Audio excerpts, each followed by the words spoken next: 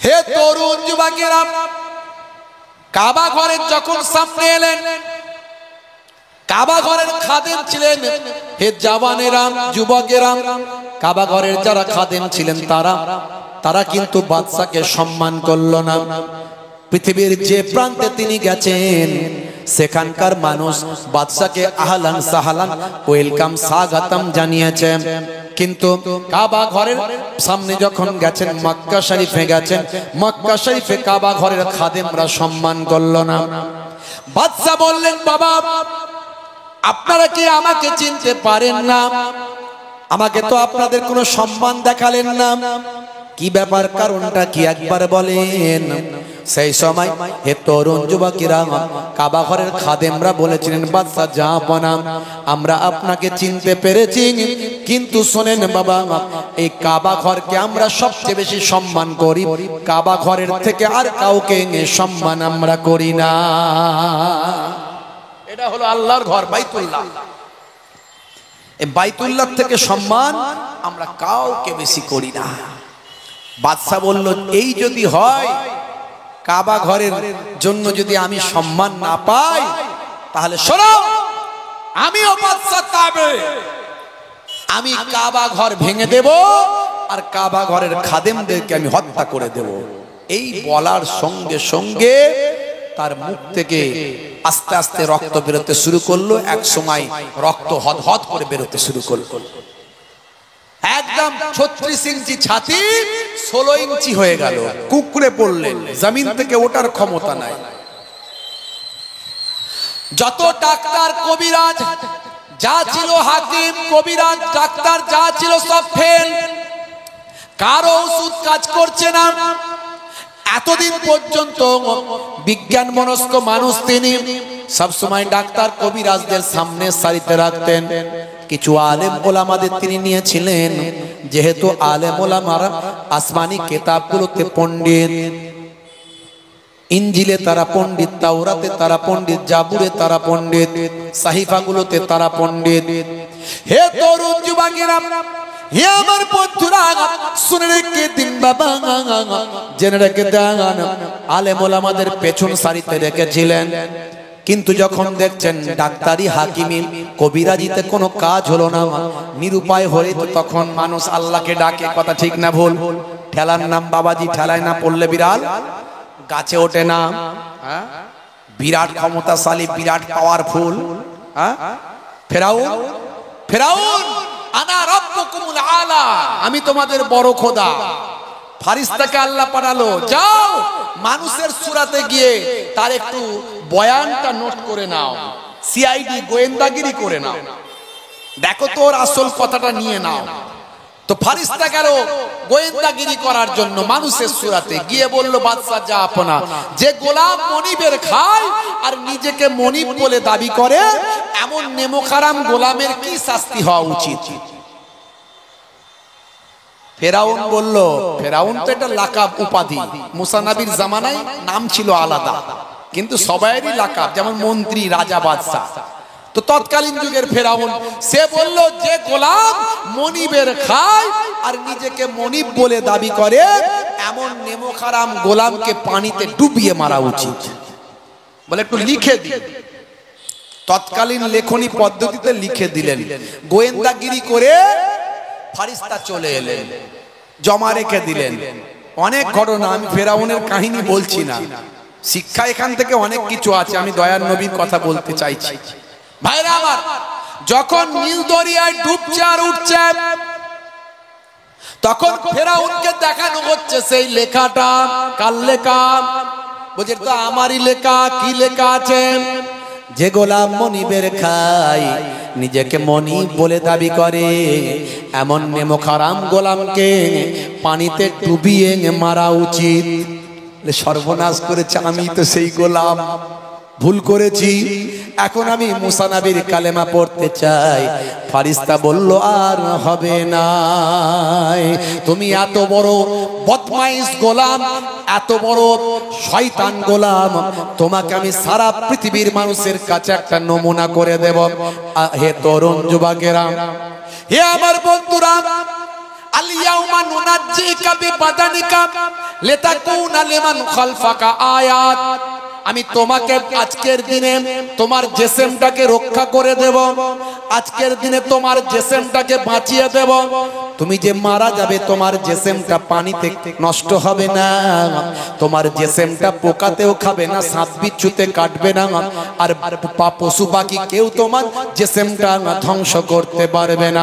তোমার জিসমটাকে আমি আল্লাহ কিয়ামত পর্যন্ত অক্ষত রাখবো, যাতে করে পরবর্তীকালের ওই সমস্ত বদমাইশ লোকগুলো তোমাকে দেখে শিক্ষা পায়। আজও মিশরের কায়রোর জাদুঘরে ফেরাউনের ডেড বডিটা অক্ষত অবস্থায় রাখা আছে। ভাইরা আমার, তরুণ যুবকেরা আমার, আমার আল্লাহ নিদর্শন করে দিয়েছেন, একটা নিদর্শন করে দিয়েছে। বুঝতে পারছেন? আমার আল্লাহর সঙ্গে নাফরমানি করলে আমার আল্লাহ তার চরম শাস্তি দিয়ে থাকে, কিন্তু সেটা সুসংগঠিত শাস্তি। আমার আল্লাহ সেটা দৃষ্টান্তমূলক শাস্তি দেন। বাংলাদেশে খুব তোলপাড় হচ্ছে, আপনারা জানেন। বাংলাদেশে নুরো পাগলা বলে একটা পাগলা কদিন আগে মারা গেছে। নুরো পাগলা, নুরুল হুদা, দাঁড়িয়ে আছে, মোচটা অনেক মোটা, বুঝতে পারছেন? সে নাকি জীবনে কয়েকবার নাকি ইমাম মাহাদি বলে নিজেকে দাবি করেছে, রাসূল বলেও নিজেকে দাবি করেছে। লোকে বলতো নুরো পাগলা। হে তরুণ যুবকেরা, গত 23 আগস্ট মারা গেছেন ওই বাবু, ওই লোকটি। ভাইরা আমার, তরুণ যুবকেরা, তাদেরও অনেক ভক্ত আছে, অনেক ওই রকম ভণ্ড পীরেদের ভক্ত আছে না নাই? কারণ তাদের নামাজ পড়তে হয় না, জিকির করলে জান্নাতে চলে যায়, ডাইরেক্ট জান্নাতে একেবারে। তাদের পীর নাকি চাকিয়ে তাকে জান্নাতে ঢুকিয়ে দেবে। আছে না নাই এমন পীর? কি জি, হ্যাঁ? এই জন্য তো কিছু মানুষ পীর নাম শুনলি বাঁকা চোখে তাকায়, কারণ পীরেদের মধ্যে একটা অংশ ভণ্ডামির লাইন ধরেছে। আসলে ওরা পীর নয়, ওরা পীর নামের কলঙ্ক। হাক্কানি পীর ওলি আউলিয়াদের খুঁজে বের করতে হবে। তার বেলায় আমরা বলি হুজুর চিনবো কেমন করে, কে ভালো কে মন্দ? জুব্বা পরলি তো মনে করি বিরাট বড় মৌলবী, দাঁড়ি রাখলি তো মনে করি বিরাট বড় মনে হয় হুজুর, মিষ্টি মিষ্টি কথা বললি তো মনে হয় বিরাট বড় আল্লাহর ওলি। কদিন মিশলি বুঝতে পারবেন কত বড় আল্লাহর ওলি। 2-4 দিন মিশতে হবে, খোঁজ খবর নিতে হবে।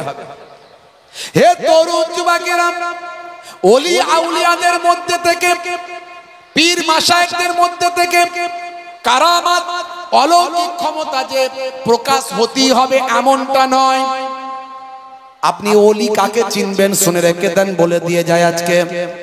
কাকে আপনি চিনতে পারবেন ওলি? দাঁড়ি রাখলি ওলি নয়, দাঁড়ি রাখলি আল্লাহর ওলি বান্দা নয়।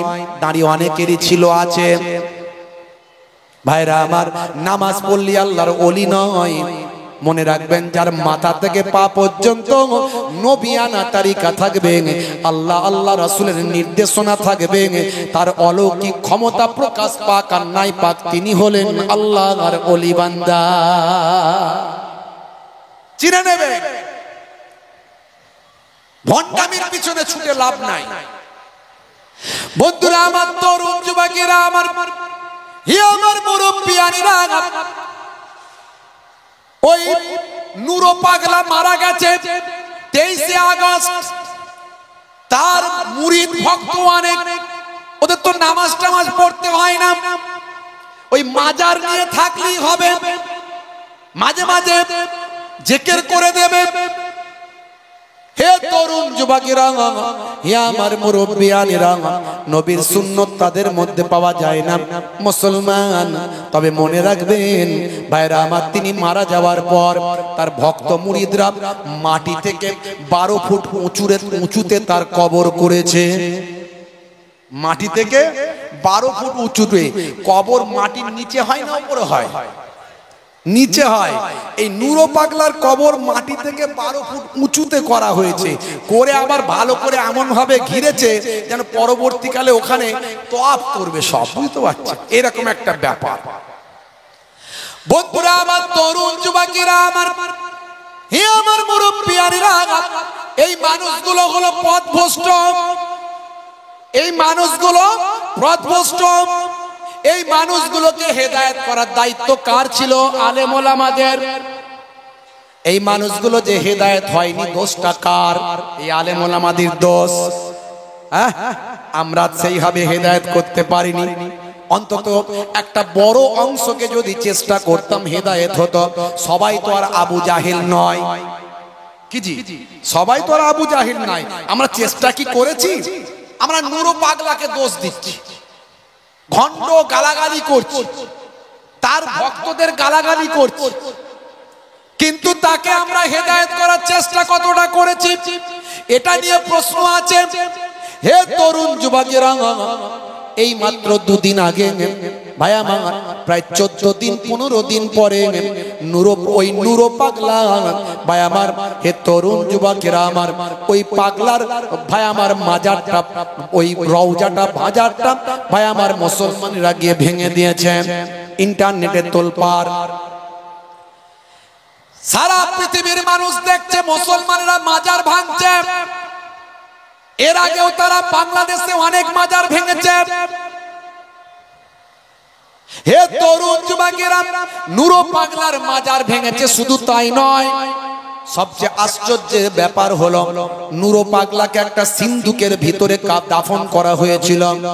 সেই সিন্দুক থেকে তারা টেনে হিচড়ে বের করেছে। ওই সিন্দুক থেকে বের করে ভাই আমার বাইরে নিয়ে গিয়ে সকলের মাঝখানে নুরো পাগলা দেহটা জ্বালিয়ে দিয়েছে। সে একজন মানুষ, আমি মানছি সে মুসলমান নয়। তারা যেটা করেছে এটা অন্যায় কি অন্যায় নয়? জোরে বলেন, এটা তো নবীর আদর্শ কি? এটা আদর্শ নয়। তাহলে ভুলটা কে, ঠিকটা কে করলো, ভুলটা কে করলো? নুরো পাগলার লোকেরাও ভুল করেছে, ওরাও আল্লাহ বাদ দিয়ে গায়রুল্লাহতে ইবাদত করেছে, ভণ্ডামি করেছে। আর আমরা যারা যারা বলে যে আমরা সাচ্চা মুসলমান, এরাও কি করেছে? ওই রকম একজন মানুষের কবর থেকে বের করে তাকে, একটা মানুষ করে বাবা, সারা পৃথিবীর মানুষ নিউজ হলো মুসলমানরা দেখো একটা কবরস্থ মানুষকে বের করে তাকে জ্বালিয়ে দিয়েছে। ছি ছি ছি ছি ছি, বদনামটা কার হলো? কথা ঠিক না ভুল? হে তরুণ যুবকেরা, হে আমার বন্ধুরা, শুনে রেখে দিন বাবা, জেনে রেখে দেন, এখনো পর্যন্ত বাংলাদেশ মুসলিম রাষ্ট্র নয়। যদি মুসলিম রাষ্ট্র হতো তাহলে এই কবর মাজার ভাঙবে কি রাখবে, কোনটা কি করতে হবে সেটা রাষ্ট্রের ব্যাপার। জনগণ কখনো আইন হাতে তুলে নিতে পারে না। কথা ঠিক না ভুল? ইসলাম রাইট দেয়নি যে আপনি হাতে তুলে নেবেন। রাষ্ট্রপ্রধান যদি তোমাকে বলে ওখানে গিয়ে এটা করো, তবে আপনি সেটা করতে পারেন। নিজের ইচ্ছায় এটা করা যায় না। এতে ইসলামের উপকারের জায়গায় অনেক বেশি ক্ষতি হয়। হে তরুণ যুবকেরা, হে আমার বন্ধুরা, আজও মুসলমান আমরা সঠিক ধারণার মধ্যে নাই, বিভ্রান্ত ভাবে জীবন যাপন করছি। তার কারণ কি?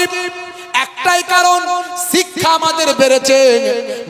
বাংলাদেশে অনেক আলেম, অনেক মাওলানা, অনেক মুফতি, ঘন ঘন মাদ্রাসা, ঘন ঘন মসজিদ, শিক্ষা অনেক বেড়েছে, এলেম অনেক বেড়েছে, আলেম অনেক বেড়েছে, মাওলানা মুফতি হাজি গাজী অনেক বেড়েছে, কিন্তু নবীর আদর্শ নিয়ে বেঁচে থাকার মানুষ কমেছে।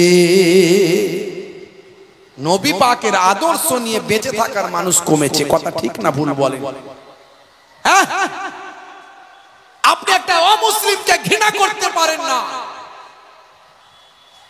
আপনি একটা ইহুদিকেও ঘৃণা করতে পারেন না। এটা আমার ইসলাম শিখিয়েছে। একটা লাশ আপনি কবরস্থ করে, একটা লাশ, সে কাফের হোক, বেঈমান হোক, মুশরিক হোক, যাই হোক, যত বড়ই অপরাধী হোক, তাকে আপনি বের করে আল্লাহু আকবার স্লোগান দিয়ে জিন্দা জ্বালিয়ে দিচ্ছেন। এটা হতে পারে না। এর নাম ইসলাম নয়।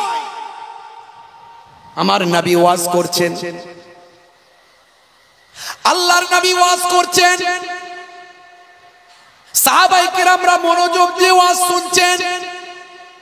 সেদিক দিয়ে একজন ইহুদি মানুষের ডেড বডি নিয়ে যাওয়া হচ্ছে। একজন ইহুদি মানুষ মারা গেছে, তার ডেড বডিটা নিয়ে যাওয়া হচ্ছে।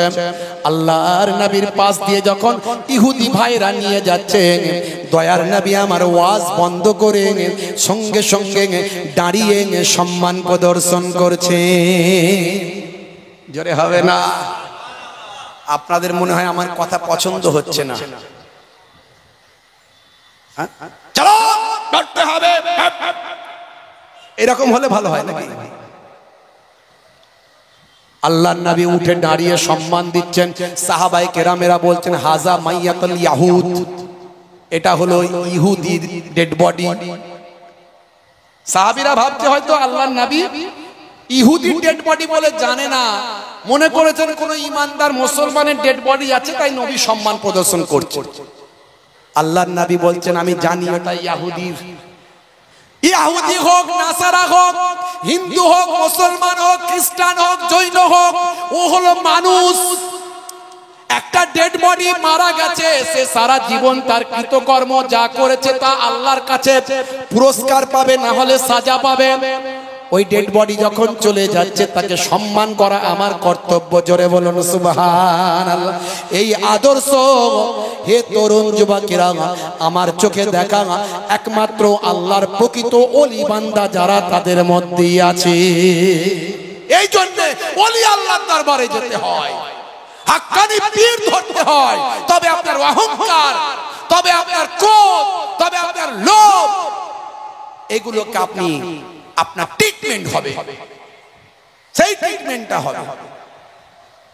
আল্লাহর নবী আল্লাহ রাসূলের বাড়িটাকে ঘিরে ফেলেছে। ভাবুন একবার, চিন্তা করুন, পরিস্থিতিটা লক্ষ্য করুন।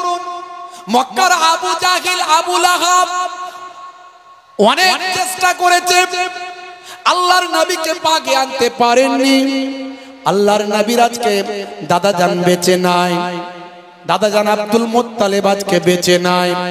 আল্লাহর নবীর আজকে চাচা জান আবু তালেব বেঁচে নাই। আল্লাহর নবীর স্ত্রী আম্মা জান খাদিজা আজকে হায়াতে নাই। হে তরুণ যুবকেরা, কুফারেরা চিন্তা করলো আমাদের লাত, মানাত, উজ্জা এদের ধ্বংস হওয়ার আগে নবী মুহাম্মদকে আমরা শেষ করে ফেলব। হে তরুণ যুবকেরা, আল্লাহর নবীকে এবার হত্যা করার জন্য তারা মিটিং মিছিল করেছিল।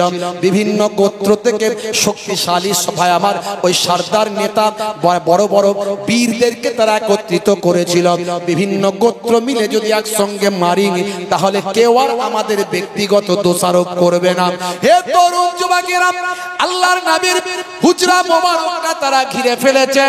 দয়ার নবী আমার আল্লাহ জানিয়ে দিয়েছেন, আয় আমার নবী, আপনি ওদের মাঝখান থেকে ভিড় ঠেলে বেরিয়ে যান।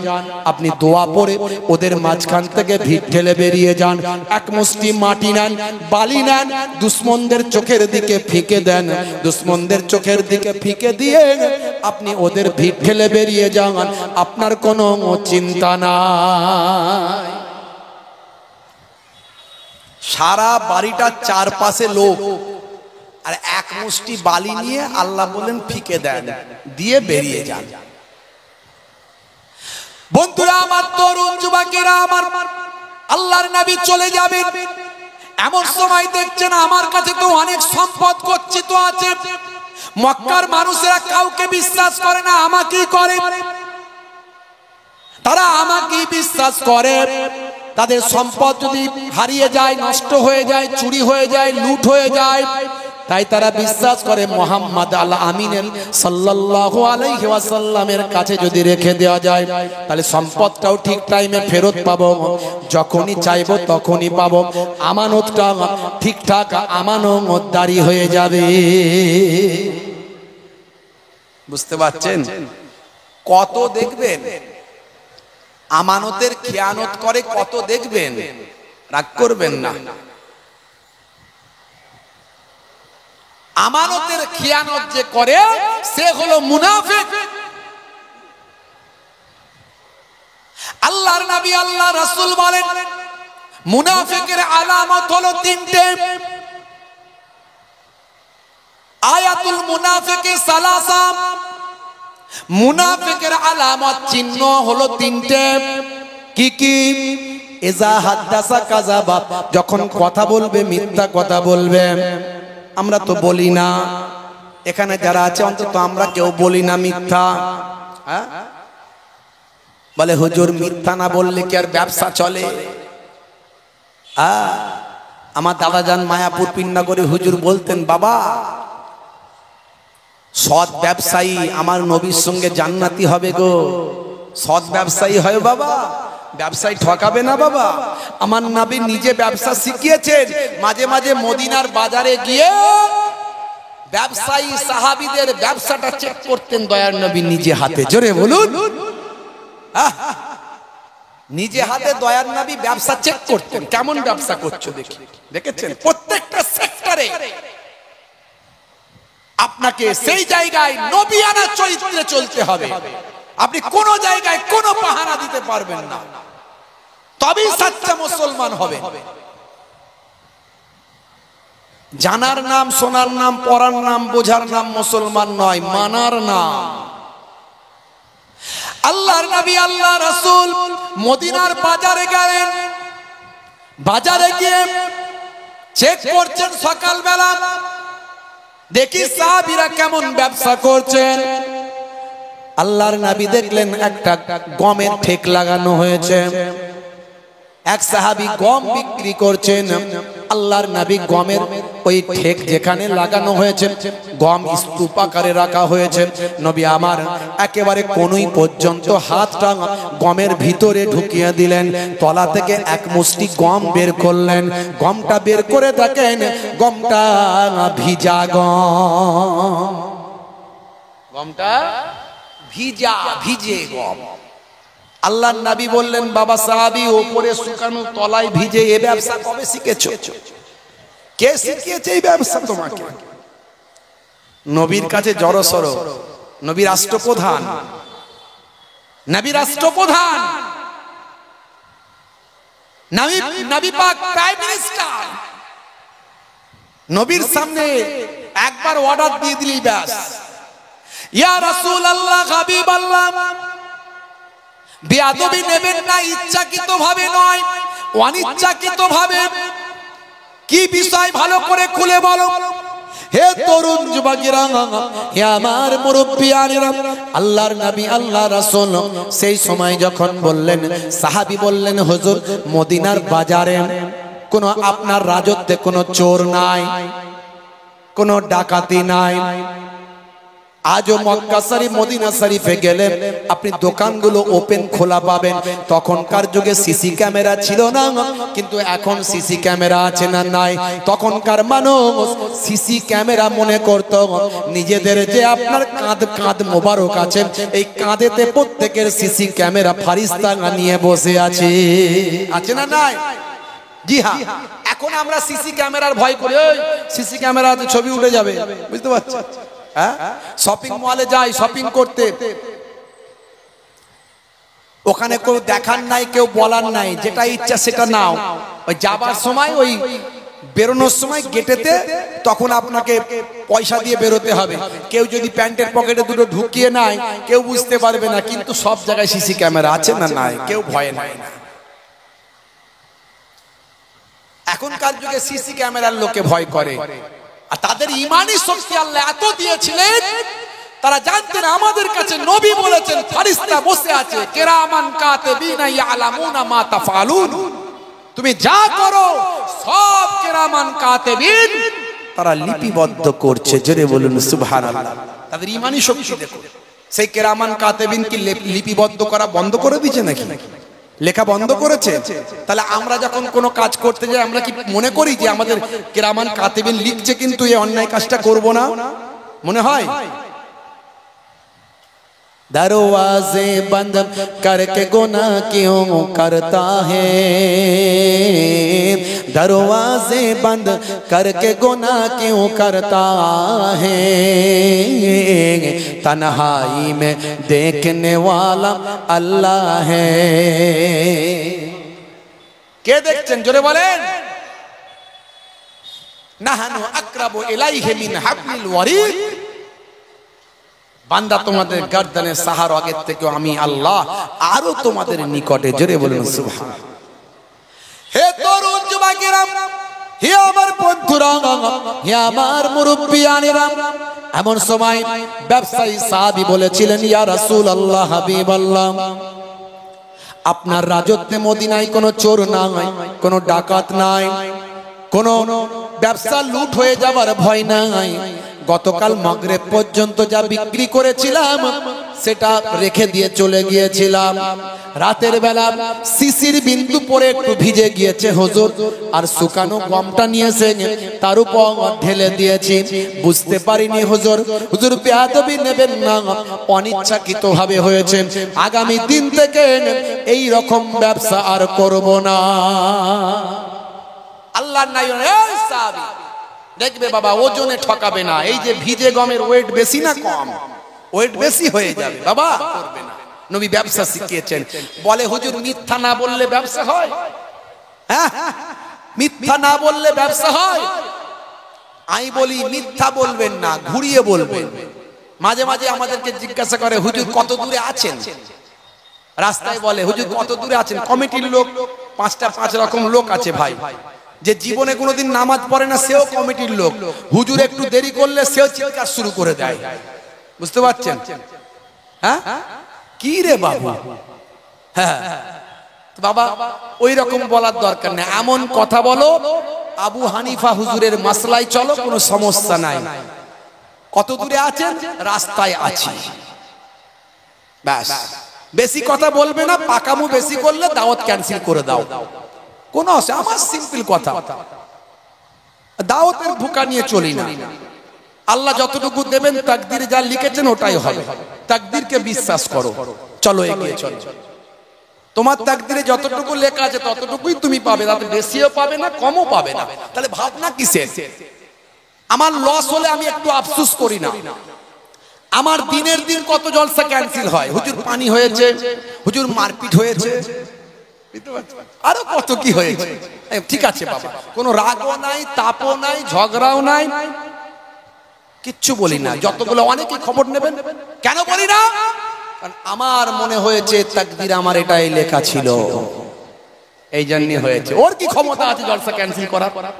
এটা আমার তাকদীরে আছে বলে হয়েছে। যাবো না তো কি হবে?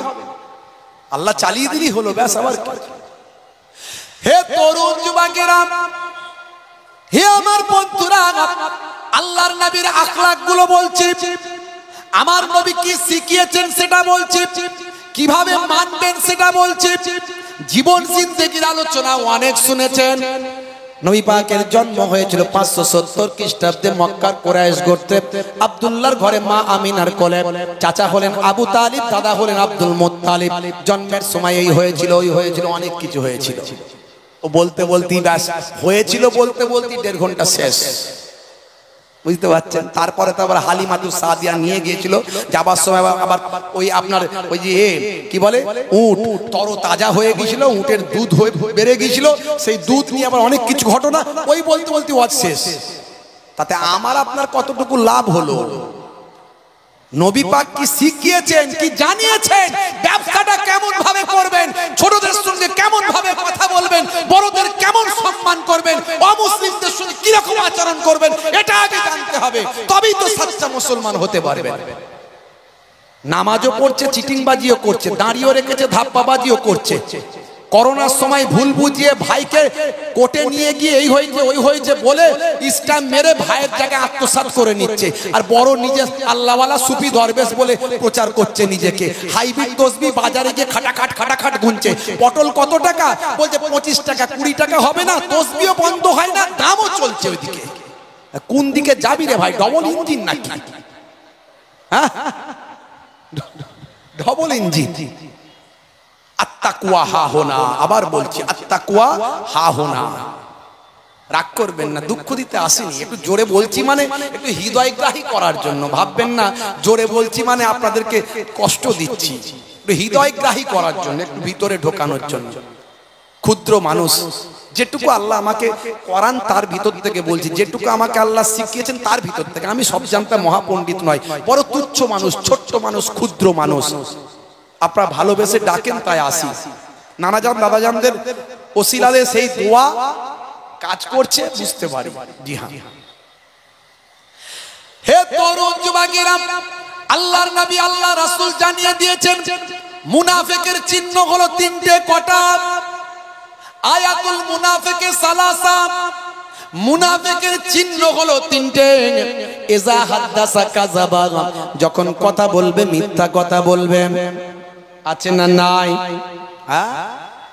ঠেলাই না পড়লে বিড়াল গাছে ওঠে না, একটু সমস্যা পড়লে মিথ্যা চালিয়ে দেয়। ঘুরিয়ে বলবেন কথা, ঘুরিয়ে বলবেন, এমন বলবেন সাপও মরবে লাঠিও ভাঙবে না, কিন্তু মিথ্যা যেন না হয়। মিথ্যা হলো সমস্ত গুনাহের মা, বলে দিয়ে গেলাম। ওয়াইজা ওয়াদা আখলাফা, যখন ওয়াদা করবে তার খেলাফ করবে, ওয়াদার প্রতি দায়িত্বশীল নয়। হে তরুণ যুবকেরা, হে আমার মুরব্বিয়ানেরা, ওয়াইজা উতু মিনা খানা, আর আমানতের খিয়ানত করবে। হে তরুণ যুবকেরা, এগুলো নিয়ে আলোচনা করলে অনেক আলোচনা হয়ে যায়, সেদিকে আমি যাচ্ছি না। আমার নবী কেমন আমানতদারি শিখিয়েছেন বাবা। হে যুবকেরা, আমার আল্লাহর অর্ডার এসেছে, যাও তুমি চলে যাও ইয়াসরাবে, যাও ইয়াসরাবের দিকে চলে যাও। হে আমার হাবিব, আপনার বাড়িটা কুফারেরা ঘিরে ফেলেছে, চিন্তা করবেন না, ভাববেন না। এক মুষ্টি মাটি নিয়ে দুশমনদের চোখের দিকে ফিকে দেন, আর আমি আল্লাহ ঘোষণা করছি, যান আপনি বেরিয়ে যান। নবী আমার চিন্তা করছেন চলে তো যাব, কিন্তু মক্কার মানুষদের অনেকের আমানত আমার কাছে রাখা আছে। দেখেছেন, আগে যান না আগে লোকের আমানত। কি শিক্ষা দিচ্ছেন নবী? আগে নিজের জান বাঁচাবো, দুশমনরা ঘিরে আছে। যদি বলেন দুশমনরা কেন ঘিরে আছে, না মক্কার একটা সিস্টেম, আরবের সিস্টেম হলো ওরা নিজেদেরকে কাপুরুষ মনে করতো না, নিজেদেরকে বীর মনে করতো। ওরা মনে করতো নিজেদেরকে বীর, ওরা সামনা সামনি লড়াই করাকে বীরত্ব মনে করতো, পেছন থেকে মারাকে ওরা বীরত্ব মনে করতো না। এটা ওদের অভ্যাস। কুরাইশদের এটা চরিত্র, আরাবিয়ানদের চরিত্র। তাই আল্লাহর নবীর ঘরটা রাত থেকে ঘিরে রেখেছে, যাতে ফজরের পরে, সকালবেলা ফজরের নামাজের পরে আল্লাহর নবী বাইরে বেরোবেন, সামনাসামনি আল্লাহর নবীকে হত্যা করব, মেরে ফেলব। বুঝতে পারছেন ভাইরা আমার? এই জন্য অপেক্ষা করছে। এমন সময় আল্লাহর নবী হযরতে আলী মুর্তজা কারামাল্লাহু ওয়াজহুকে সব বুঝিয়ে দিলেন পায় পায়, এটা অমুকের, ওটা অমুকের, ওটা অমুকের, ওটা অমুকের। এই নাও বাবা আলী, তুমি আমার বিছানায় থাকো, দুশমনরা তোমাকে পাবে, আমাকে পাবে না, তোমাকে আর মারবে না, আর আমি চলে যাই। তারপরে তুমি তোমার গচ্ছিতগুলো সব বুঝিয়ে দিয়ে তুমি চলে এসো। দেখেছেন, আলী মুর্তজা হুজুরকে নিজের আগে সব গচ্ছিত গুলো বুঝিয়ে দিলেন। আল্লাহর নবী আমানতের খেয়াল তোলে। আমি বলি তাদের কিছু একটা গন্ডগোল আছে, তাই মুসলমানদের দেশপ্রেম নিয়ে প্রশ্ন তুলছে। তার কারণ হচ্ছে তারা সব জানে, জেনে শুনে মুসলমানদের দেশপ্রেম নিয়ে প্রশ্ন তোলে। কারণ যখন ইংরেজদের সঙ্গে ভারতবর্ষের বীর সৈন্যদের লড়াই হয়েছিল, তখন মুসলমানরা কম বেশি প্রায় 5 লক্ষ মানুষ ইংরেজদের বিরুদ্ধে দেশের জন্য লড়াই করে নিজেদের জীবনটা উৎসর্গ করেছিল। হে তরুণ যুবকেরা, যখন ক্ষুদিরাম বসুকে বাঁচানোর জন্য কোর্টে মামলা হয়েছিল, ইংরেজ কোর্টে যখন মামলা হয়েছিল ক্ষুদিরাম বসুর যাতে ফাঁসি হয়, তার জন্য আজকে যারা মুসলমানদের সার্টিফিকেট চায়, তারা চাইছিল ক্ষুদিরাম বসুর কি করে ফাঁসি দেওয়া যায়। ইংরেজদের পক্ষে হয়ে তারা মামলা করেছিল, লড়াই করছিল, অ্যাডভোকেট বা আমার আইনজীবী লড়ছিল। আর ক্ষুদিরাম বসুকে বাঁচানোর জন্য মুসলিম অ্যাডভোকেট ক্ষুদিরাম বসুকে রক্ষা করার জন্য লড়াই করছিল। এটাই হলো মুসলমানদের দেশপ্রেম। হে তরুণ যুবকেরা, জীবনদাস মুখোপাধ্যায়ের লেখা উচ্চ মাধ্যমিকের ইতিহাস পড়লে আপনি সিপাহী বিদ্রোহের কথা যখন পড়বেন, পড়তে পড়তে পাবেন। হে তরুণ যুবকেরা, 1857 সালের সময় যখন সিপাহী বিদ্রোহ হয়েছিল, সেই সময় 27,000 মুসলমান ইংরেজদের বিরুদ্ধে লড়াই করে নিজেদের জীবনটা উৎসর্গ করেছিল। শুধু তাই নয়, হে তরুণ যুবকেরা, হে আমার বন্ধুরা, আজও ইন্ডিয়া গেট দাঁড়িয়ে আছে, ওই ইন্ডিয়া গেটে গিয়ে আপনি দেখবেন কম বেশি 93,000 ভারতীয় দেশপ্রেমিক শহীদদের নাম লেখা আছে। তার মধ্যে মুসলমানদের নাম আছে কম বেশি প্রায় 63,000 মুসলমান শহীদদের নাম, দেশপ্রেমিকদের নাম লেখা আছে। যারা মুসলমানদের দেশপ্রেমের সার্টিফিকেট চাই, আমি বলি ভাই তোমার আগে সার্টিফিকেট দাও, কারণ তোমার পূর্বপুরুষরা ইংরেজদের চামচাগিরি করেছে। দেশপ্রেম 1450 বছর আগে আমার আপনার নবী শিখিয়ে দিয়েছেন। কাবা শরীফের সামনে দিয়ে যখন আল্লাহর নবী যাচ্ছিলেন, সেই সময় আল্লাহর নবী কাবা শরীফকে লক্ষ্য করে বলেছিলেন, হে কাবা, আমি তোমার দেশে থাকতে চেয়েছিলাম, কিন্তু তোমার দেশের মানুষেরা আমাকে থাকতে দিল না। হে কাবা, তোমাকে ছেড়ে যেতে আমার মনটা বড় কষ্ট হয়। আমি তোমাকে ছেড়ে চলে যাচ্ছি, তুমি সাক্ষী থেকো, তুমি আমার মাতৃভূমির কাবা, তোমাকে ছেড়ে যেতে আমার কষ্ট হয়। আমি আমার দেশকে বড় ভালোবাসি, আমি দেশপ্রেমিক, দেশকে ছেড়ে যেতে আমার কষ্ট হয়, কিন্তু কাবা তোমার দেশের মানুষেরা আমি রাসূলকে থাকতে দিল না। আল্লাহর নবীর কথা থেকে দেশপ্রেমের ফোয়ারা ঝরে ঝরে পড়েছিল। 1450 বছর আগে নবী আমার শিখিয়েছিলেন, হুব্বুল ওয়াতানে মিনাল ঈমান, দেশপ্রেম হলো ঈমানের অঙ্গ। নবী পাকের জীবন জিন্দেগিতে নিজেদের জীবনকে আলোকিত করতে হবে। আমি কটা কথা বলবো। ব্যবসা, কারবার, দেশপ্রেম, অহংকার, আমানতদারি, ভাইরা আমার, মিথ্যা থেকে দূরে থাকা, ছোটদের স্নেহ করা, বড়দের সম্মান করা, পিতামাতার সেবা করা, স্ত্রীর সঙ্গে সৎ ব্যবহার করা, স্ত্রীর সঙ্গে সৎ ব্যবহার করা।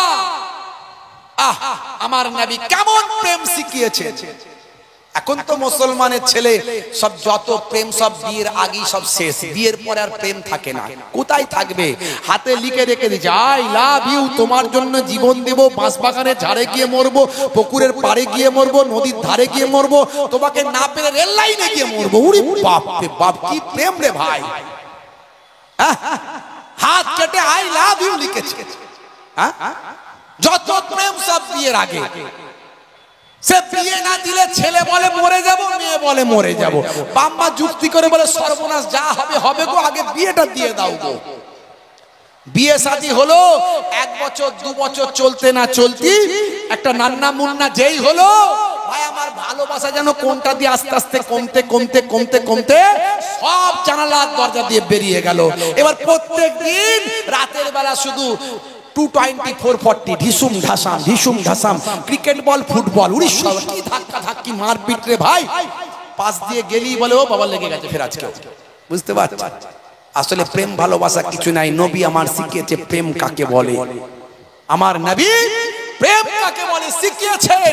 নবী পাকের জীবনী পড়ুন, চটি বইগুলো পড়ুন, আপনি আপনার জীবনটা পাল্টে যাবে বাপ। আমি একটুখানি শুধু বলার চেষ্টা করলাম যে রাসূলের আখলাকে, চরিত্রে, আলোতে নিজেদের জীবনকে আলোকিত করুন। জানার নাম, শোনার নাম ইসলাম নয়, মুসলমান নয়। মানার নাম, মেনে চলার নাম, বাস্তবায়িত করার নাম মুসলমান। আল্লাহ বলছেন ওয়ালা তামুতুন্না ইল্লা ওয়া আনতুম মুসলিমুন, ততক্ষণ পর্যন্ত সাচ্চা মুসলমান যতক্ষণ না হবি ততক্ষণ মরবি না। এখন বুকে হাত দিয়ে চিন্তা করলেই পাওয়া যাবে আমি সাচ্চা মুসলমান হয়েছি কিনা।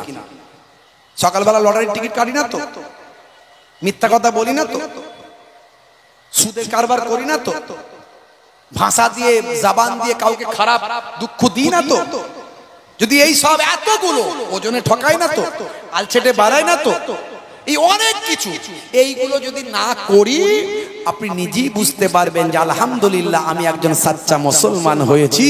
কিন্তু কাউকে বলবো না আমি সাচ্চা মুসলমান হয়েছি, কারণ আল্লাহ কবুল করলে তবে।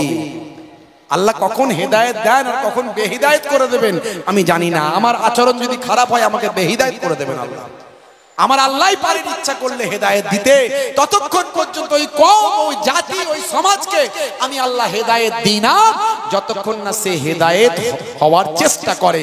আমার আল্লাহ কোরআন মাজিদে বলেন ফাযাক্কির ফাইন্না যিকরা ইন তানফাউল মুমিনিন you keep telling believers will benefit ফাযাক্কির ফাইন্না যিকরা তানফাউল মুমিনিন হে নবী আপনি ওয়াজ করতে থাকুন আপনার ওয়াজটা ঈমানদারদের উপকারে লাগবে জোরে বলুন ভাইরা আমার আল্লাহ ঈমানদার বান্দাদের উপকারে দেবেন ওয়াজ যাই হোক আল্লাহ রাব্বুল আলামিন আমাদের কবুল ও মঞ্জুর করেন কি এটা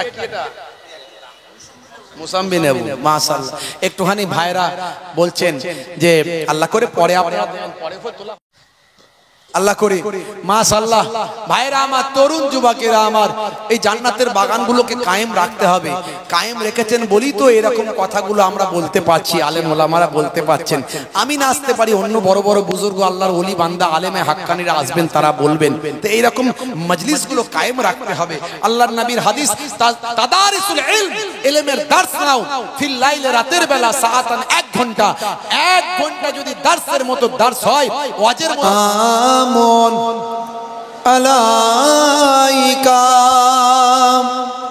ইয়া রাসূল সালামুন ইয়া হাবিব সালামুন আলাইকা সালাম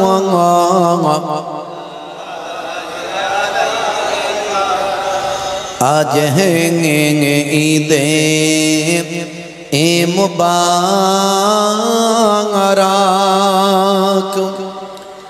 आज है रोज़े मुसर्रात आज है वक्त बिलादात आज है मिलाद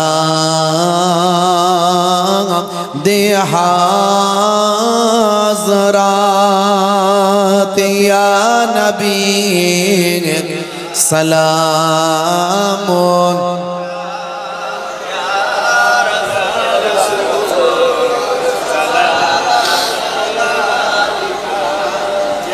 या हबीब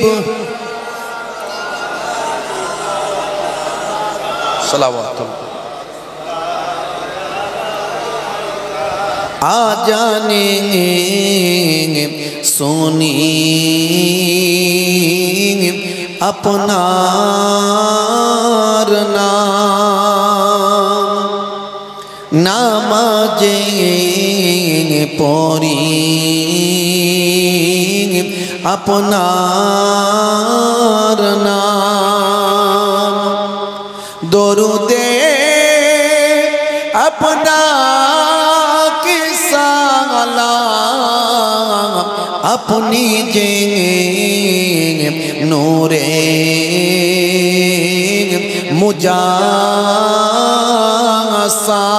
मुजासाम या नबी सलामुन अलैका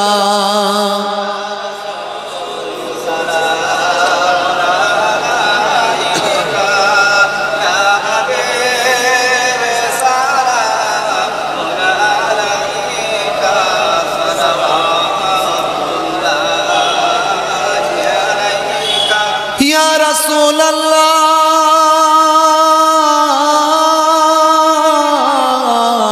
या हबीब अल्लाह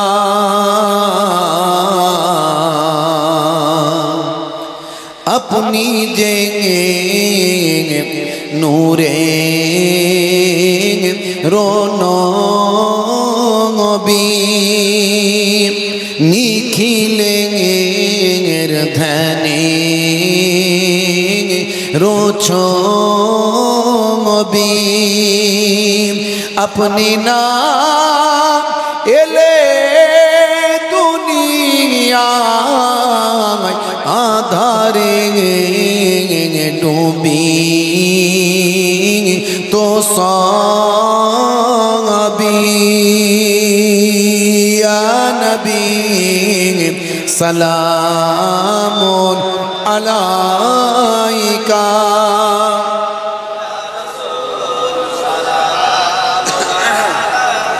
ইয়া হাবিব সালাম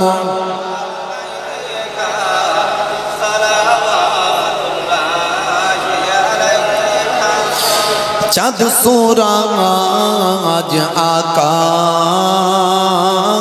সে আসে সেই আলো হৃদয় না আসে এলে তাই হে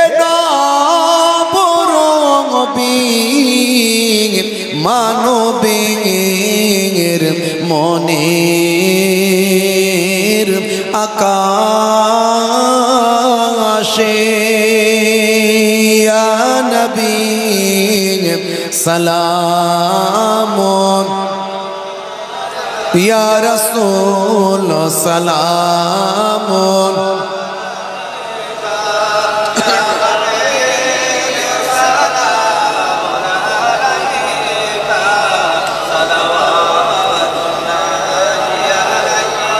রসুলের পিতা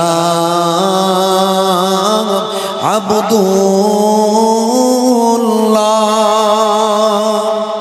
হাবিবের মাতা আমিনা নবীজির নাতি দুজনা হাসান ইমাম হুসেন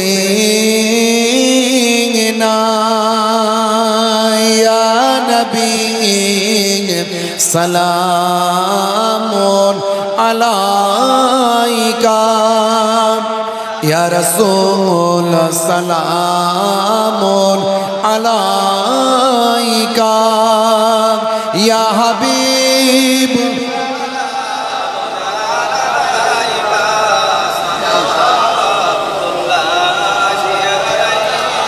সকলে বসুন ইয়া রাব্বি সাল্লাল্লাহু আলাইহি ওয়াসাল্লাম বেজার মেরে দরুদ ও সালাম কবিনা নবী पर अपने मुदम दरुद से अल्लाहुम्मा सल्ली अला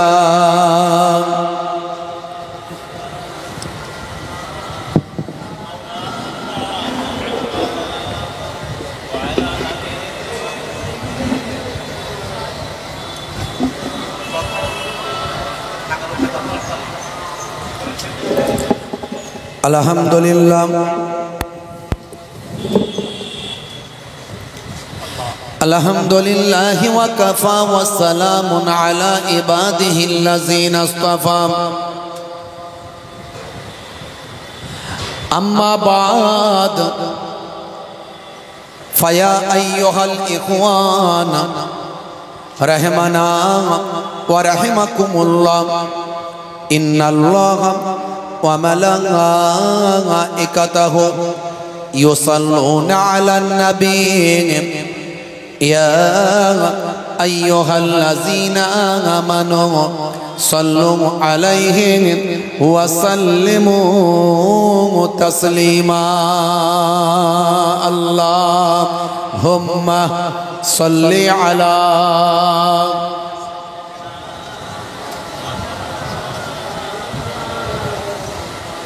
व अला आलि सय्यिदना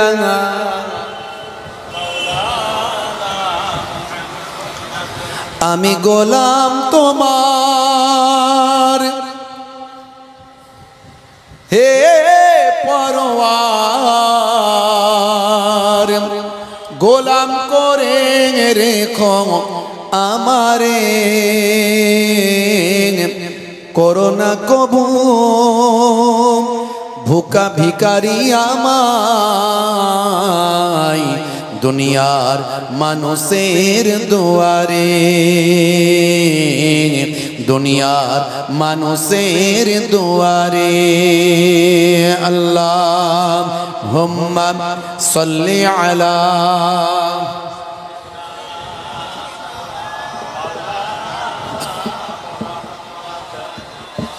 व ওয়া আলা আলি সাইয়্যিদিনা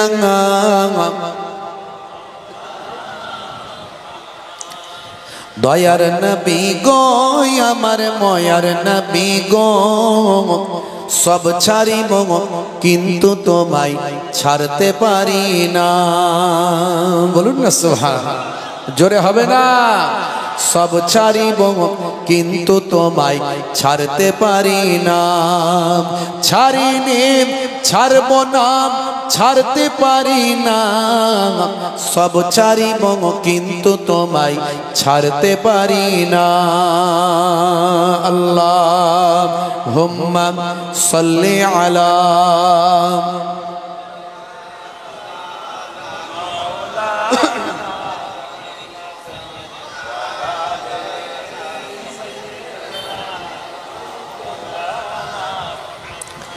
या सय्यदी इरहम लना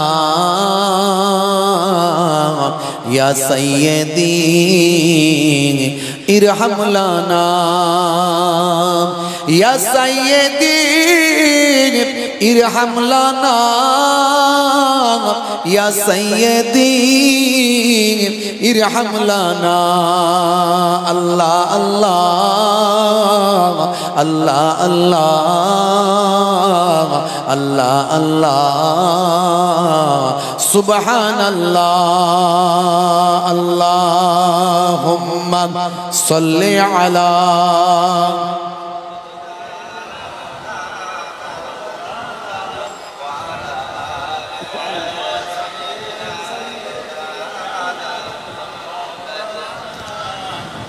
وقال الله تعالى في كلامه المجيد والفرقان الحميد ورفعنا لك ذكرك وقال الله تعالى أيضا في كتابه مخبرا لقد كان لكم في رسول الله أسوة حسنة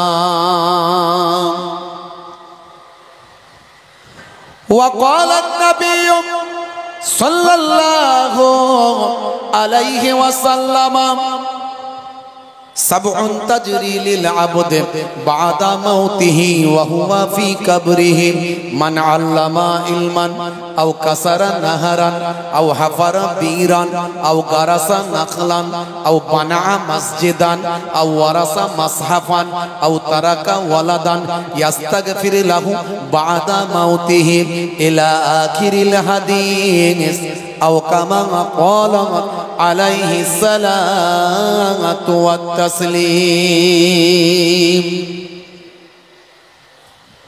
وقال النبي صلى الله عليه وسلم سباب المسلم فسوق وقتاله كفر إلى آخر الحديث أو كما قال عليه الصلاة والتسليم শ্রদ্ধেয় সম্মানীয় আজকের সভার সভাপতি মঞ্চে উপবিষ্ট সামনে উপবিষ্ট ওলামায়ে দ্বীন হুজ্জাজে কেরাম তোলাবায়ে ইজাম সামিঈন হযরত আমার বাপজিরা বসে আছেন তরুণ যুবকেরা আছেন স্নেহের বাচ্চারা আছে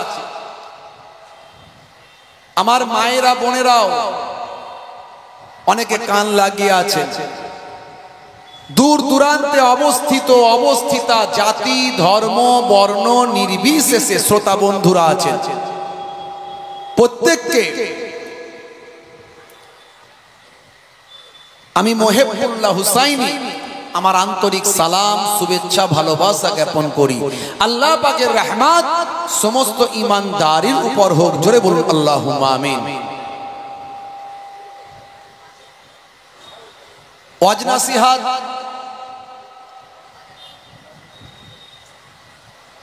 এই বসিরহাট এলাকায় সাধারণ মানুষের কি আর ওয়াজ নসিহত শুনবেন ঘরে ঘরে আলেম আর হাফেজ আর প্রতিদিন ওয়াজ জলসা প্রতিদিন হয় আর ঘরে ঘরে আলেম আর হাফেজ একটা দোকান ওপেনিং হলেও ওয়াজ বাজে বাচ্চার খাতনা হলেও জলসা হয় সেখানে আর ওয়াজ করার মতো কিছু নাই একটুখানি আমি আপনাদের কাছে একটু এহসাস দেব, অনুভূতি জাগ্রত করব। ওয়াজ বলবেন না, একটু কথোপকথন বলতে পারেন, মুকালেমাত বলতে পারেন, কনভারসেশন বলতে পারেন, বাতচিত বলতে পারেন, গুফতগু করা বলতে পারেন। দুটো কথা বলছি, ওয়াজ করার মতো জায়গা নয় এখানে। কত যে আলেম আর হাফেজ এখানে আছে, সেখানে কি ওয়াজ করব? আল্লাহ করে সবই তো জাননেওয়ালা মানুষ, জ্ঞানী মানুষ। একটু এহসাস দেব, অনুভূতি জাগ্রত করব। আমরা জানি অনেক কিছু, কিন্তু মানি কতটা? প্রশ্ন এইখানে। যে পরিমাণ জানি সে পরিমাণ যদি মানতাম, আমাদের সমাজটা শ্রেষ্ঠ সমাজে পরিণত হতো। আগের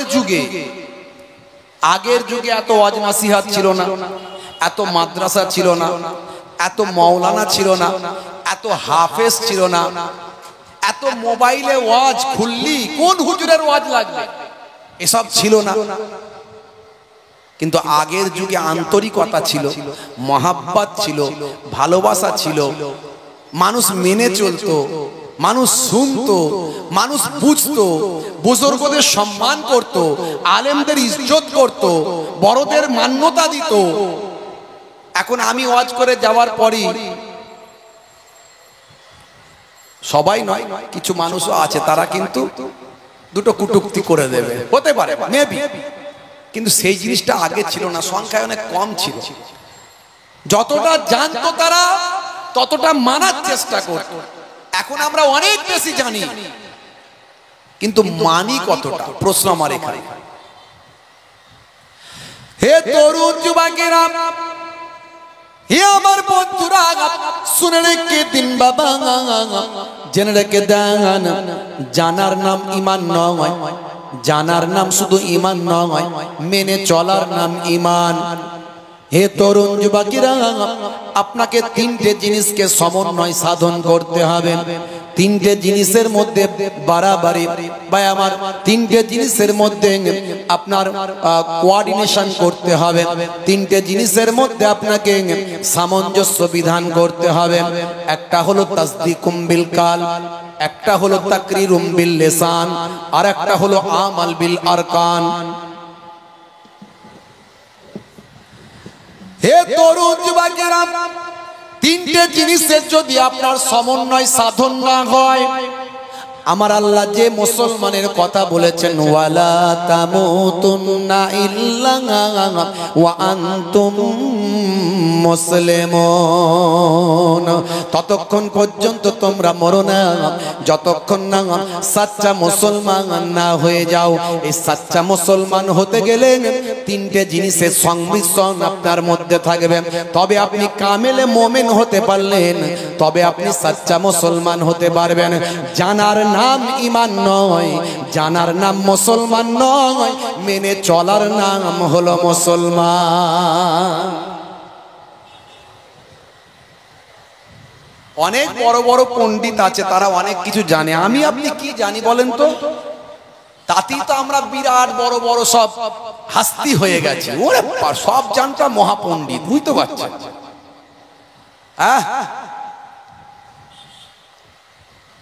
আমি আপনি কতটা জানি? আইজাক নিউটন সারা পৃথিবীর মানুষ তাকে চেনে। সে বলছে জ্ঞানের সাগরে আমি নুড়ি পাথর খুঁজে বেড়াচ্ছি। আমি তার এই কথাটাকে গুরুত্ব দিচ্ছি না, তার এই কথাটাকে গুরুত্ব দিচ্ছি যে তার মধ্যে কতটা বিনয়ী চিন্তা ভাবনা ছিল। সে একটা মুসলমান ছিল না, মুসলমান না হয়েও কতটা বিনয়ী, যে বিনয়ের কথা আমার নবী জানিয়েছেন। তোমার আমিত্বকে তুমি নষ্ট করে দাও, অহংকারকে শেষ করে দাও। ইন্নাল্লাহা লা ইউহিব্বুল মুতাকাব্বিরিন, অহংকারকে ত্যাগ করো। আমরা পয়সা হয়েছে পয়সার অহংকার, ক্ষমতা হয়েছে শরীরের অহংকার, পেছনে লোকবল হয়েছে, জনবল হয়েছে, মস্তান নেতা তার একটা অহংকার। আর আমার মতো মৌলবীদের একটু পেটে বিদ্যা বুদ্ধি যেটুকু যা আছে সেই নিয়ে সে বিরাট ব্যাপার স্যাপার, বুঝতে পারছেন? এতেই আমরা শেষ। হে তরুণ যুবকেরা, হে আমার বন্ধুরা, শুনে রেখে দিন বাবা, জেনে রেখে দেন, শুধু নবী নবী করলে হবে না, নবী পাকের আদর্শকে নিজেদের জীবনে বাস্তবায়িত করতে হবে। ওই যে বললাম, শোনার নাম মুসলমান নয়, জানার নাম মুসলমান নয়, বাস্তবায়িত করার নাম হলো মুসলমান। আমার আল্লাহ বললেন, সাচ্চা মুসলমান না হয়ে মরো না। সাচ্চা মুসলমান হতে গেলে আপনি কি করবেন, কাকে কিভাবে সাচ্চা মুসলমান হবেন? হে দুনিয়ার মানুষ শোনো, আমার আল্লাহর দরবারে বলতে পারবেন না যে আমি জানি না। অমুক আলেম খারাপ, আপনার পছন্দ হয় না, যাবেন না। অমুক হুজুর খারাপ, আপনার পছন্দ হয় না, যাবেন না। অমুক পীর সাহেব পীরজাদা খারাপ, যাবেন না। হে তরুণ যুবকেরা, আমার আপনার কাছে কোন হুজুর, কোন মাওলানা, কোন পীর সাহেব, কোন মুফতি সাহেব মডেল নয়। আমার আপনার কাছে আমার আল্লাহ মডেল বানিয়েছেন কাকে? হে দুনিয়ার মানুষ শোনো, লাকাদ কানা লাকুম ফি রাসূলিল্লাহি উসওয়াতুন হাসানা। তোমাদের জন্য তোমাদের নবীর মধ্যে আছে উত্তম আদর্শ। তোমাদের মডেল হলো তোমাদের নবী। নবী পাকের জীবন জিন্দেগি আমরা সব জায়গায় জানতে পারি। মোবাইল খুললে পাবেন, ছোট ছোট বই পুস্তক বেরিয়েছে পাবেন।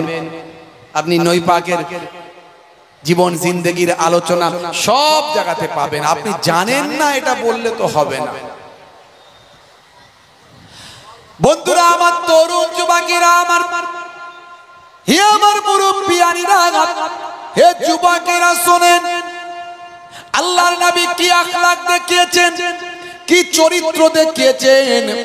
শুধু নামাজ পড়লে আপনি সাচ্চা মুসলমান হয়ে গেলেন, এটা ভুল ধারণা। শুধু জুব্বা পড়লে আপনি সাচ্চা মুসলমান হয়ে গেলেন, ভুল ধারণা। রমজান মাসে রোজাটা রেখে দিলেন, আপনি ভাবছেন আমি বিরাট বড় আল্লাহওয়ালা, না না, ভুল ধারণা। মুখে দাড়ি থাকলেই বড় নেককার হয়ে গেলেন। হে তরুণ যুবকেরা, বছরে আপনি প্রত্যেক বছরে উমরা হজ করতে যান, ভাবছেন বড় আল্লাহওয়ালা নাম। আপনার মধ্যে যদি নবিয়ানার তারিকা না থাকে, পৃথিবীর কোন আলেম প্রমাণ করতে পারবেন না আপনি সাচ্চা মুসলমান হতে পেরেছেন। সাচ্চা মুসলমান কাকে বলে? আমার আপনার নবীকে আল্লাহ পাঠিয়েছেন মডেল করে। নবিয়ানার তারিকা যার মধ্যে থাকবে সেই হলো সাচ্চা মুসলমান। এই জন্যই তো আলেমে হাক্কানি, ওলিয়ে কামেল, যারা প্রকৃত আল্লাহর মাহবুব বান্দা, যারা প্রকৃত ওয়ারাসাতুল আম্বিয়া, আমরা তো বলি আলেমরা ওয়ারাসাতুল আম্বিয়া, আমি বলি না। শুধু আলেমরা বলবেন না, আলেম মানে জ্ঞানী। জ্ঞানী হলি যে ওয়ারাসাতুল আম্বিয়া তা হবে না। আমার নবীর আদর্শ যার মধ্যে আছে এমন জ্ঞানী হলো ওয়ারাসাতুল আম্বিয়া। আল উলামা ওয়ারাসাতুল আম্বিয়া। সেই আলেমগুলো কারা? বা আমাল আলেম। শুধু এলেমওয়ালা আলেম হলে হবে না, বা আমাল আলেম। এলেমও থাকতে হবে, আমলও থাকতে হবে। নবিয়ানা জীবন জিন্দেগিতে তাদের জীবনকে উৎসর্গ করতে হবে। তাদের চেহারা দেখলে আল্লাহ এবং রাসূলের কথা মনে পড়ে যাবে। তাদের ব্যবহারে মানুষ মুগ্ধ হয়ে যাবে। তারা নিজেদের আমিত্বকে নষ্ট করে ফেলবে। তাদের সামনে যতক্ষণ বসবেন তারা ম্যাক্সিমাম আল্লাহ এবং রাসূলের কথাই বলবেন। তারা, আপনি যখন তাদের কাছে যাবেন, আপনার হৃদয় থেকে হিংসা, লোভ, ক্রোধ, অহংকার, এই যে মনের ট্রিটমেন্ট, ডাক্তার চিকিৎসা করে, বাহ্যিক চিকিৎসা করে, স্বাস্থ্যের চিকিৎসা, শরীরের চিকিৎসা। আর যারা প্রকৃত আলেমে হাক্কানি, ওলিয়ে কামেল, যাকে আমরা বলি ফার্সিতে বলি পীর, যাকে আমরা বলি শেখ, যাকে আমরা বলি ওলি, তাদের কাছে গেলে তারা আপনার হৃদয়ের ট্রিটমেন্ট, অন্তরের ট্রিটমেন্ট করে দেবেন। আপনার হিংসা বের করে দেবেন, লোভ বের করে দেবেন, ক্রোধ বের করে দেবেন, অহংকার বের করে দেবেন। হ্যাঁ, হে তরুণ যুবকেরা, হে আমার বন্ধুরা, শুনে রেখে দেন, জেনে রেখে দিন বাবা মুসলমান, আমার আপনার নবী কিরকম ভাবে আপনাকে আমাকে ট্রেনিং দিয়েছেন, আখলাক দেখিয়েছেন, চরিত্র দেখিয়েছেন। হে মুসলমান ভাইরা আমার শুনে রেখে দেন, আল্লাহর নবীকে মক্কার মানুষেরা বড় অত্যাচার করেছিল। মক্কার পাসানদিরা নবীকে বড় কষ্ট দিয়েছিল। কিসের জন্য? এই ওয়াজ তো আপনাদের জানা আছে, পুরানো কথা আমি আর রিভাইজ দিতে চাই না, রিভিশন দিতে চাই না। কারণ আল্লাহর নবী একত্ববাদের কথা বলেছিলেন, ওয়াহাদানিয়াতের কথা বলেছিলেন, লা ইলাহা ইল্লাল্লাহু মুহাম্মাদুর রাসূলুল্লাহ। কি বলতে হয়? সাল্লাল্লাহু আলাইহি ওয়াসাল্লাম, নালে গুনাহগার হতে হবে। নবী পাকের নাম শুনলেই বলবেন সাল্লাল্লাহু আলাইহি ওয়াসাল্লাম। তা আমার নবীর সঙ্গে শত্রুতা কিসের ছিল? আবু জাহিল, আবু লাহাবের কিসের শত্রুতা? তারা তো আমার নবীকে অনেক ভালোবাসত, আমার নবীকে অনেক প্যার করত, মহাব্বত করত। শত্রুতা হলো শুধু কেবলমাত্র এক আল্লাহর ইবাদত করতে হবে, হাজারো ইবাদত বন্ধ করতে হবে। দ্বন্দ্ব এখানে।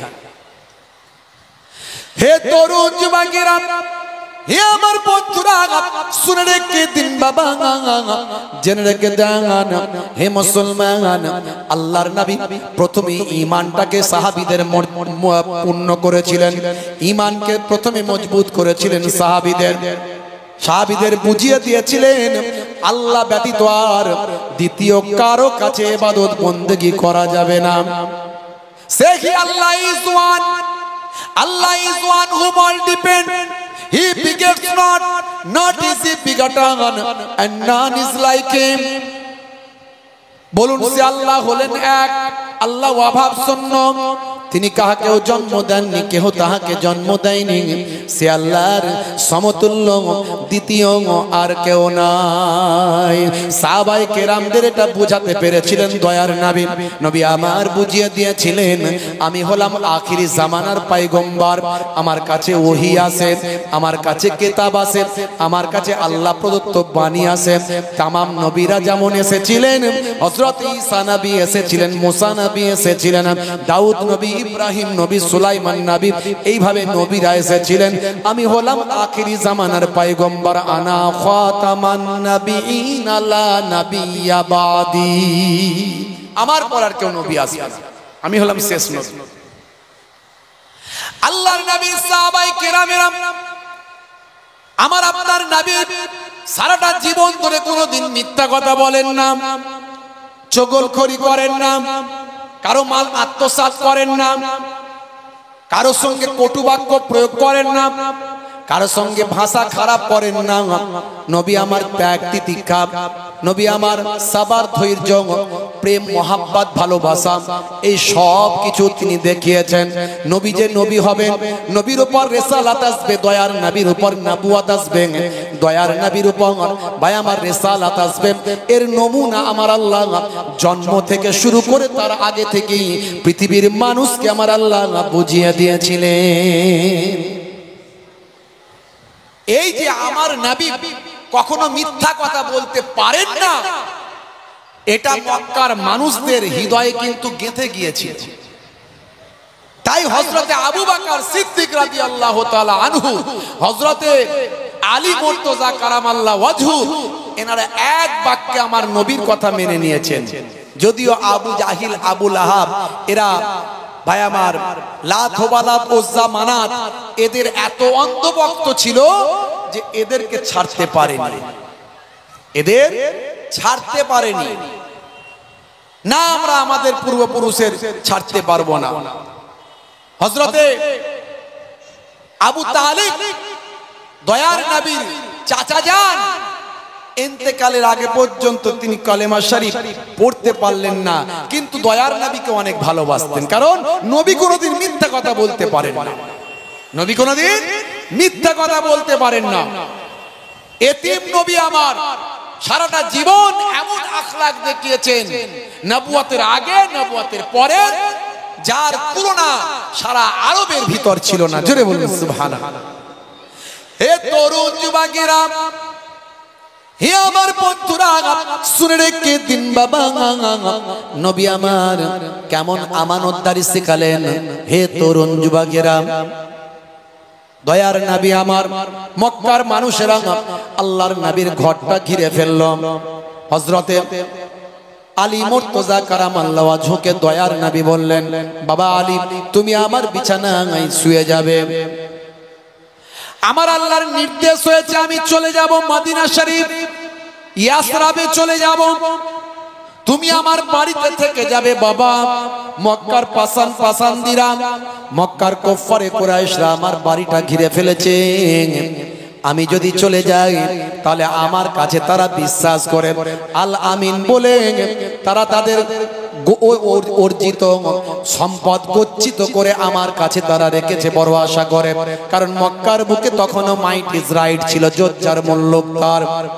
হে তরুণ যুবকেরা, মানুষ তাদের সম্পদ নিয়ে ভয় পেত, সোনা দানা নিয়ে ভয় পেত, অর্থ টাকা পয়সা নিয়ে ভয় পেত, কিন্তু তারা বিশ্বাস করত যদি মুহাম্মাদুর রাসূলুল্লাহ সাল্লাল্লাহু আলাইহি ওয়াসাল্লামের কাছে, দয়ার নবীর কাছে যদি রেখে দিই, তাকে মক্কার মানুষেরা আল আমিন বলে, তার কাছ থেকে চুরিও হবে না, আর তিনিও আমাদের সম্পদ আত্মসাৎ করবেন না। সেই দয়ার নবীর সঙ্গে কোনো শত্রুতা ছিল না।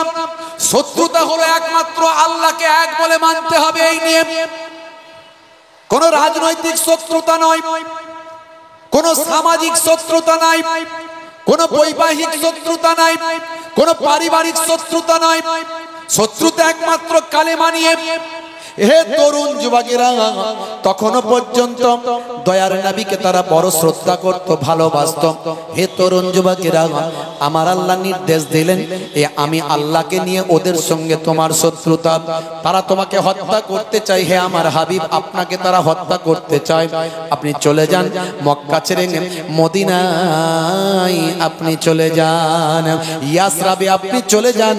ইয়াসরাবের মাটি আমার নবীকে পেয়ে ধন্য হয়ে যাবে।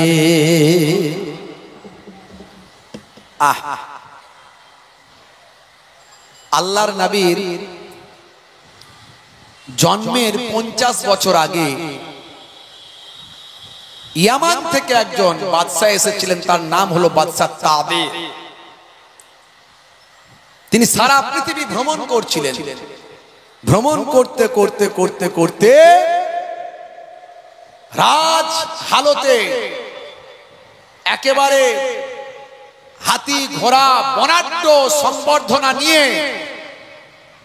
বিশাল তার বহর নিয়ে সারা পৃথিবীর বিভিন্ন জায়গা, নামি দামি জায়গাগুলো সব ভ্রমণ করছিলেন। করতে করতে চিন্তা করলেন একটু মক্কা শরীফে যায়, সবাই সারা দুনিয়ার মানুষ কাবা ঘরে যায়, সে কাবা ঘরে একটু গিয়ে ঘুরে আসে।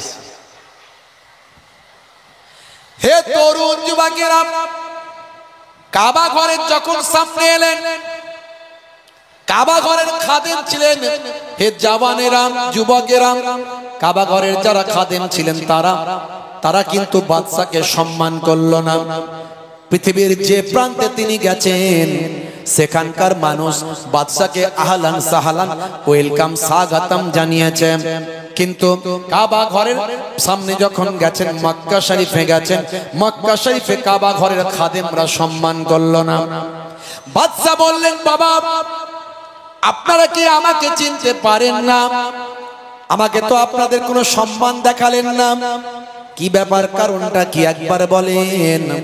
সেই সময় হে তরুণ যুবকেরা, কাবা ঘরের খাদেমরা বলেছিলেন, বাদশা জাহাপনা, আমরা আপনাকে চিনতে পেরেছি, কিন্তু শোনেন বাবা, এই কাবা ঘরকে আমরা সবচেয়ে বেশি সম্মান করি, কাবা ঘরের থেকে আর কাউকে সম্মান আমরা করি না। এটা হলো আল্লাহর ঘর বাইতুল্লাহ, এই বাইতুল্লাহ থেকে সম্মান আমরা কাউকে বেশি করি না। বাদশা বলল, এই যদি হয়, কাবা ঘরের জন্য যদি আমি সম্মান না পাই, তাহলে শোনো, আমিও বাদশা তাবে, আমি কাবা ঘর ভেঙে দেব আর কাবা ঘরের খাদেমদেরকে আমি হত্যা করে দেব। এই বলার সঙ্গে সঙ্গে তার মুখ থেকে আস্তে আস্তে রক্ত বেরোতে শুরু করলো। এক সময় রক্ত হদহদ করে বেরোতে শুরু করলো। একদম 36 ইঞ্চি ছাতি 16 ইঞ্চি হয়ে গেল, কুকড়ে পড়লেন, জমিন থেকে ওঠার ক্ষমতা নাই। যত ডাক্তার কবিরাজ যা ছিল, হাকিম কবিরাজ ডাক্তার যা ছিল সব ফেল, কারো ওষুধ কাজ করছে না।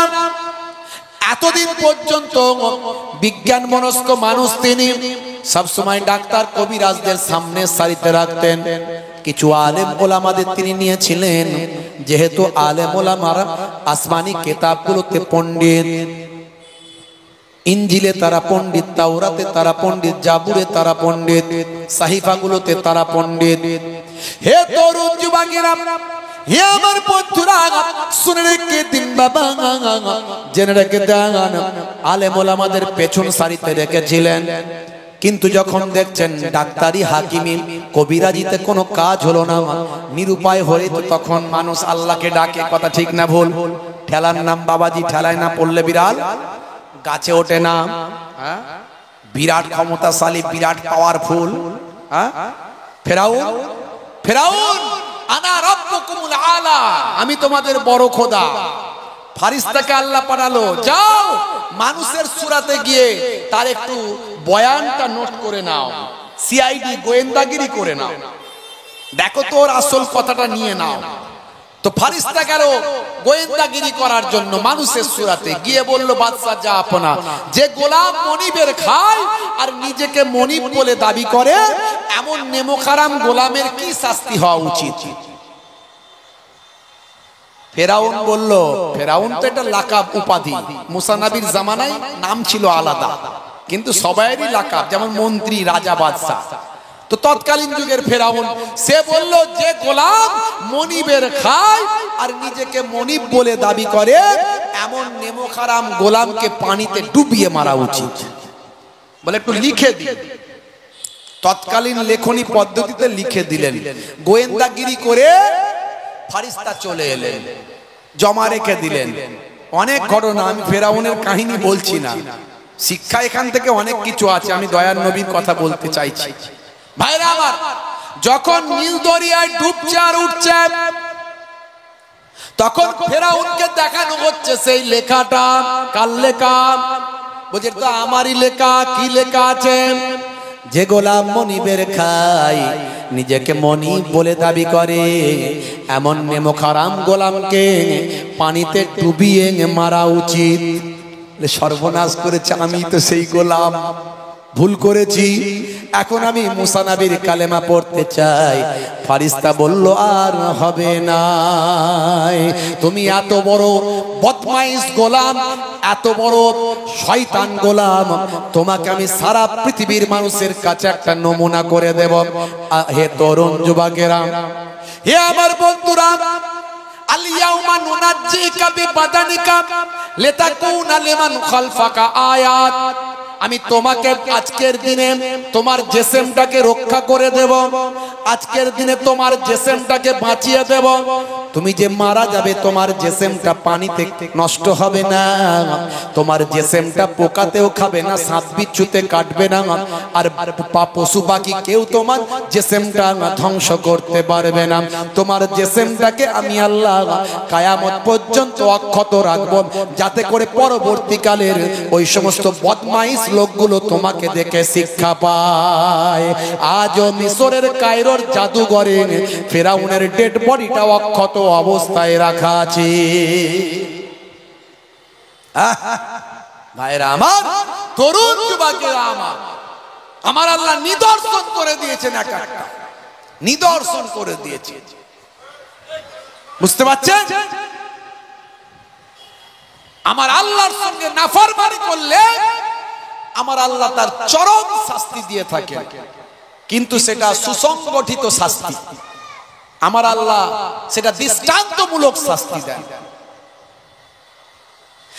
বাংলাদেশে খুব তোলপাড় হচ্ছে, আপনারা জানেন। বাংলাদেশে নুরো পাগলা বলে একটা পাগলা কদিন আগে মারা গেছে।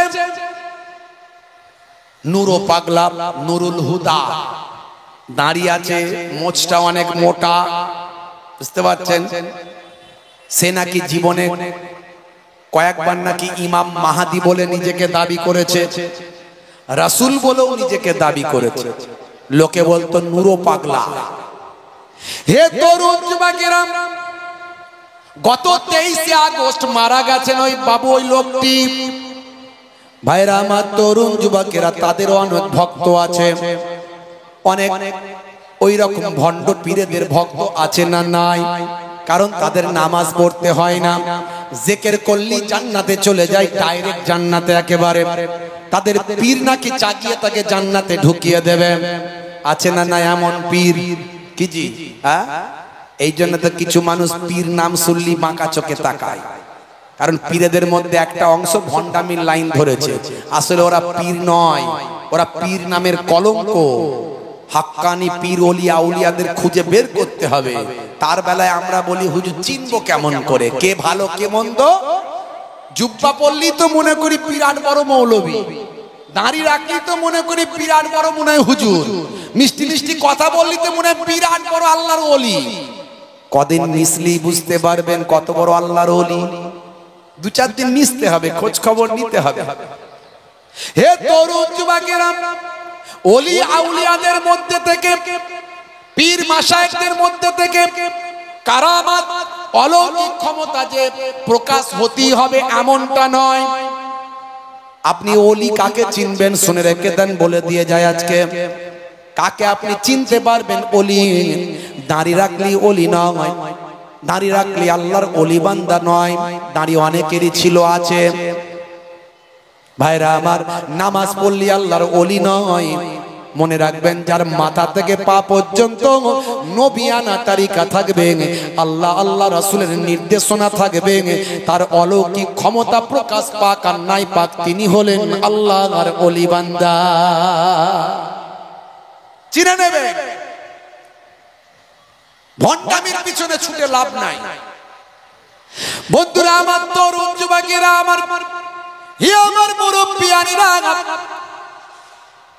ওই নূরো পাগলা মারা গেছে 23 আগস্ট। তার মুরিদ ভক্ত অনেক, ওদের তো নামাজ টামাজ পড়তে হয় না, ওই মাজার নিয়ে থাকলেই হবে, মাঝে মাঝে জিকির করে দেবে। হে তরুণ যুবকেরা, হে আমার মুরব্বিয়ানেরা, নবীর সুন্নত তাদের মধ্যে পাওয়া যায় না মুসলমান।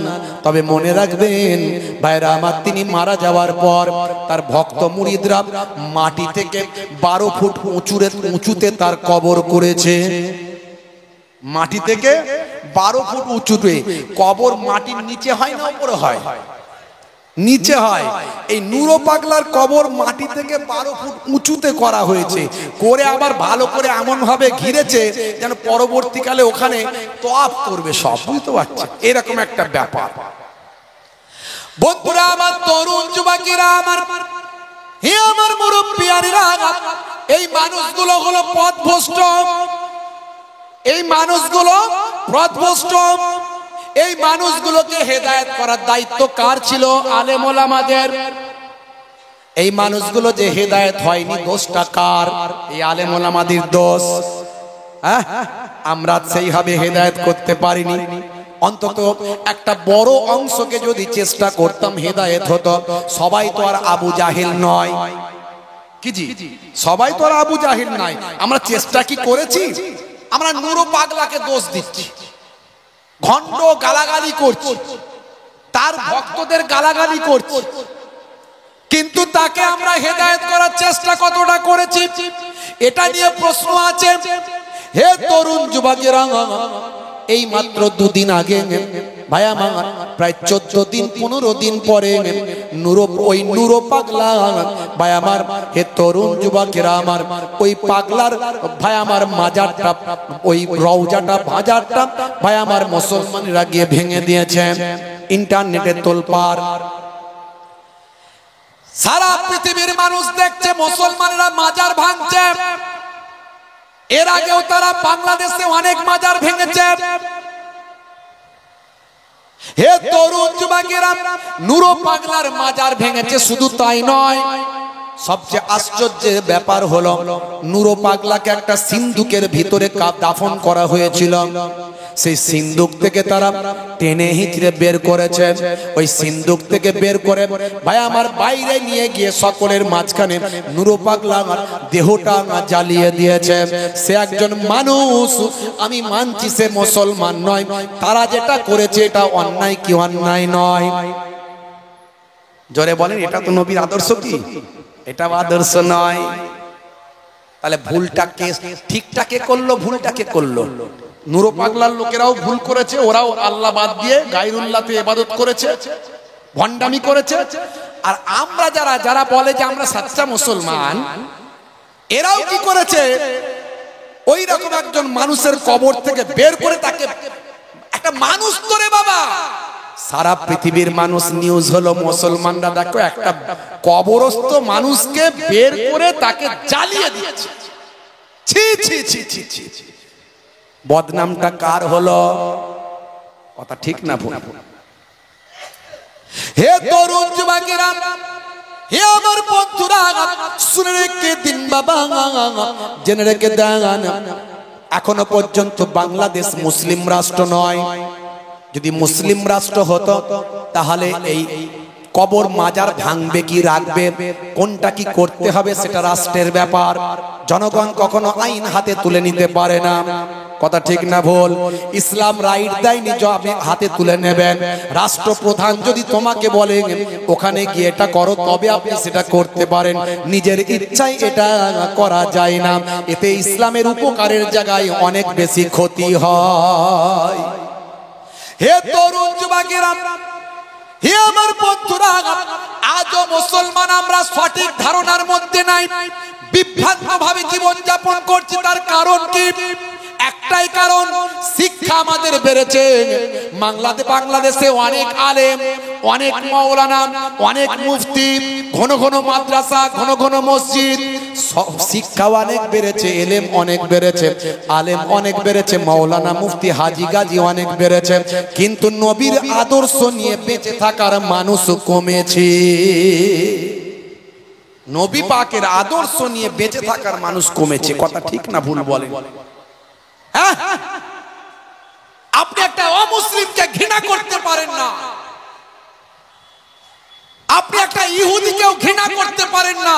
এটা আমার ইসলাম শিখিয়েছে।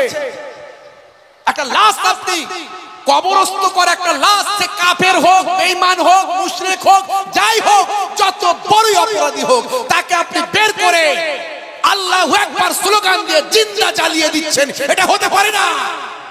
এর নাম ইসলাম নয়। আমার নবী ওয়াজ করছেন, আল্লাহর নবী ওয়াজ করছেন, সাহাবায়ে কেরামরা মনোযোগ দিয়ে ওয়াজ শুনছেন। সেদিক দিয়ে একজন ইহুদি মানুষের ডেড বডি নিয়ে যাওয়া হচ্ছে। একজন ইহুদি মানুষ মারা গেছে, তার ডেড বডিটা নিয়ে যাওয়া হচ্ছে। আল্লাহর নবীর পাশ দিয়ে যখন ইহুদি ভাইরা নিয়ে যাচ্ছে, দয়ার নবী আমার ওয়াজ বন্ধ করে সঙ্গে সঙ্গে দাঁড়িয়ে সম্মান প্রদর্শন করছে। জোরে হবে না? আপনাদের মনে হয় আমার কথা পছন্দ হচ্ছে না? চলো লড়তে হবে, এরকম হলে ভালো হয় নাকি? আল্লাহর নবী উঠে দাঁড়িয়ে সম্মান দিচ্ছেন। সাহাবায়ে কেরামেরা বলছেন হাজা মাইয়াতুল ইয়াহুদ, এটা হলো ইহুদির ডেড বডি। সাহাবীরা ভাবছে হয়তো আল্লাহর নবী ইহুদির ডেড বডি বলে জানে না, মনে করেছেন কোন ঈমানদার মুসলমানের ডেড বডি আছে, তাই নবী সম্মান প্রদর্শন করছে। আল্লাহর নবী বলছেন আমি জানি এটা ইহুদির। ইহুদি হোক, নাসারা হোক, হিন্দু হোক, মুসলমান হোক, খ্রিস্টান হোক, জৈন হোক, ও হলো মানুষ। একটা ডেড বডি মারা গেছে, সে সারা জীবন তার কৃতকর্ম যা করেছে তা আল্লাহর কাছে পুরস্কার পাবে, না হলে সাজা পাবে। ওই ডেড বডি যখন চলে যাচ্ছে তাকে সম্মান করা আমার কর্তব্য। জোরে বলুন সুবহানাল্লাহ। এই আদর্শ হে তরুণ যুবকেরা আমার চোখে দেখা একমাত্র আল্লাহর প্রকৃত ওলি বান্দা যারা তাদের মধ্যেই আছে।